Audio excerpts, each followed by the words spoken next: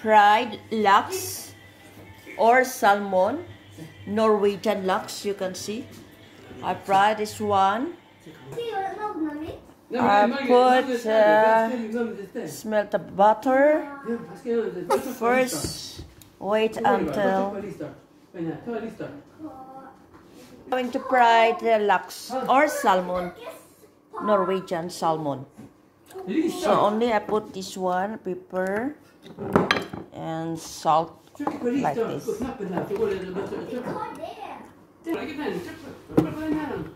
Now while I'm waiting the butter, so you can see I cook the potato. We'll wait until the golden brown the butter. While I fry the lux, so I cook the potato. Okay.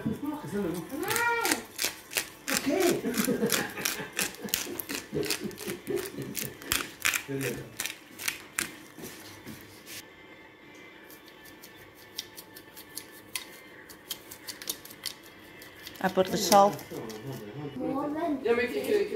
Now I fry this.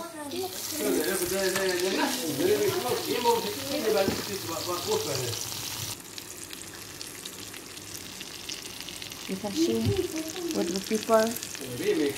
Lux salmon. Thank you for watching. Now while I'm frying the lux or salmon, so I have asparagus here. You can see the asparagus. So I'm going to eat asparagus with lux and with potato, and or else I am Filipino. I put that with rice and chili and soy sauce. Kasi Filipino ako, isawsaw ko sa suka. You can see.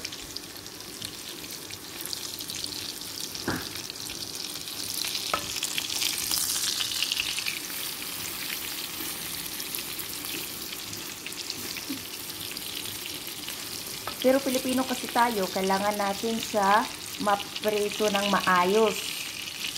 Diba? Apang Norwegian lang. Gusto mo English? No, it's not because it is in Europe.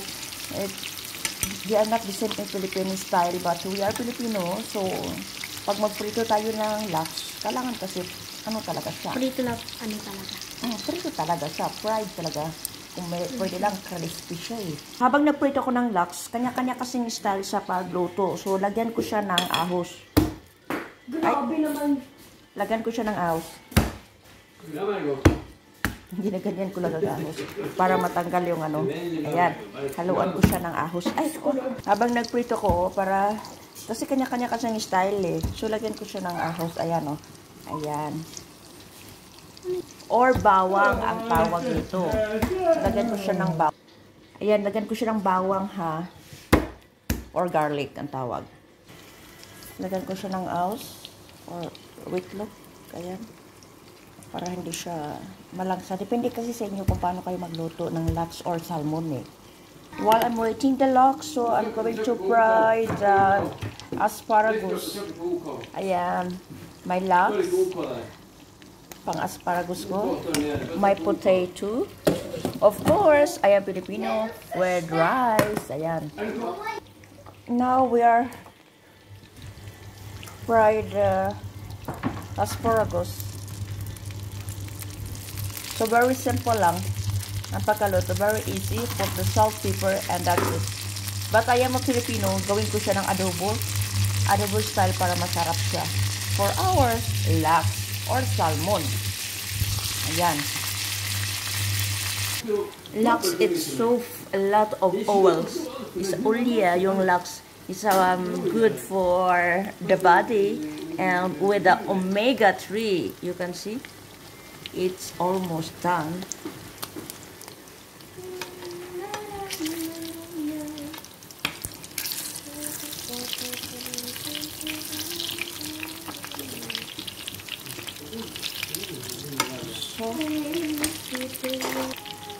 Ito gusto kong pagkaluto na sa lux.